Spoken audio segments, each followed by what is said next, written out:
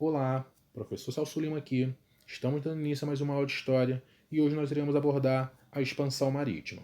A melhor definição para a expansão marítima é aquela que nos diz que foi um conjunto de expedições marítimas que buscavam atingir o Oriente.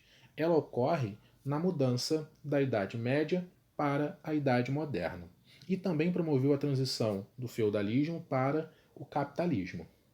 A expansão marítima e comercial europeia ela teve início a partir da Baixa Idade Média, sobretudo a partir da crise do sistema feudal e da formação dos Estados Nacionais modernos. A navegação mercantil europeia ela foi favorecida pelas cruzadas, que promoveram a reabertura das rotas comerciais entre o Ocidente e o Oriente. No Oriente, eram encontrados produtos como porcelana, seda e especiarias como cravo, canela, pimenta, gengibre e orégano.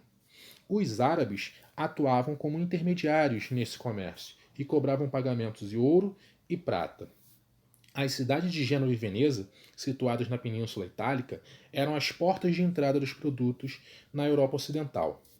Em 1453, os turcos otomanos tomaram a cidade de Constantinopla, encarecendo os produtos e os tornando escassos no mercado europeu ocidental.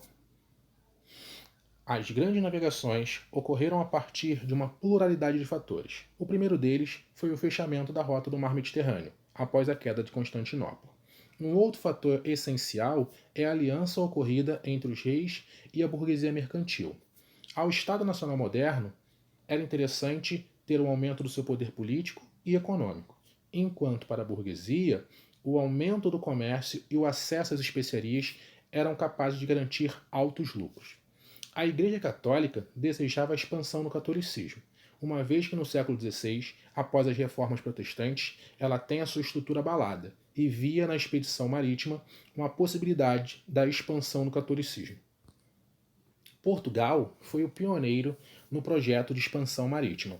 Havia um desejo dos portugueses de encontrar uma rota alternativa para as Índias que evitasse o conflito econômico com as cidades italianas e também com os altos impostos cobrados pelos árabes.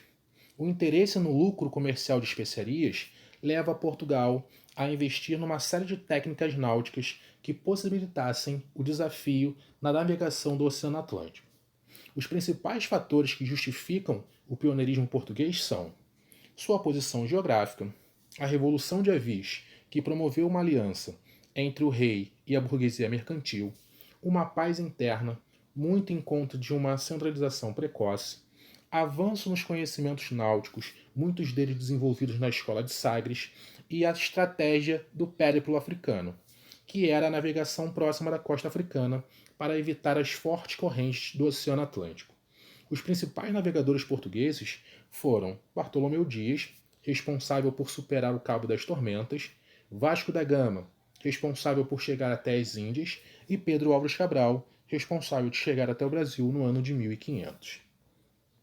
A navegação marítima espanhola ela tem início a partir do seu processo de centralização. A Espanha ela consegue a sua centralização política após as guerras de reconquistas e o casamento dos reis cristãos. A partir dessa centralização, eles iniciam um processo de expansão marítima, financiando o navegador Cristóvão Colombo. Cristóvão Colombo defendia que a Terra ela era esférica e que seria possível chegar ao Oriente navegando em direção ao Ocidente. Então, o início da expansão marítima espanhola estava na mão de Cristóvão Colombo. Colombo chega nas Ilhas Caribenhas em 1492. Ele acreditava ter chegado às Índias, por isso os habitantes daquelas terras vão ser chamados de índios. Só então o navegador Américo Vespúcio vai constatar que as terras encontradas por Colombo se tratava de um outro continente. Meus amigos, vamos ficando por aqui. Espero vocês na nossa próxima aula. Fiquem todos em paz e até o próximo encontro.